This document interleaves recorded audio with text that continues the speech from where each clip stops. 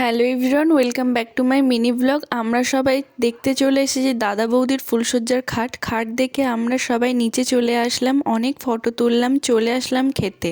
Menu কার্ডটা তোমরা একটু পজ করে দেখে নাও। দিয়ে গেল জল, প্রথমে প্লেটে দিয়ে গেল নানপুরি আর মাটন কিমা চানা মশলা, খুব অসাধারণ টেস্ট হয়েছিল।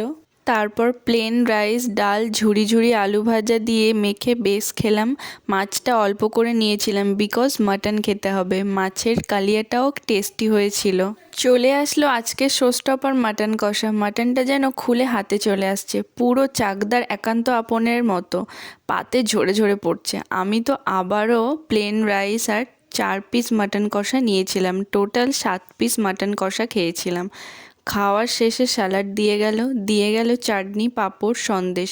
আর এই রকম শীতের রাতে নলেন গুড়ের মিষ্টি মাত্র 2টো দিলে কি আর হয়, 10-12টা হলে খুবই ভালো হতো। লাস্টে খেলাম আইসক্রিম। এত ঠান্ডা লাগছিল তাই বউয়ের মতো ঘোমটা দিয়ে বাড়ি চলে আসলাম। ভিডিওটা ভালো লাগলে চ্যানেলটা সাবস্ক্রাইব করবে। বাই।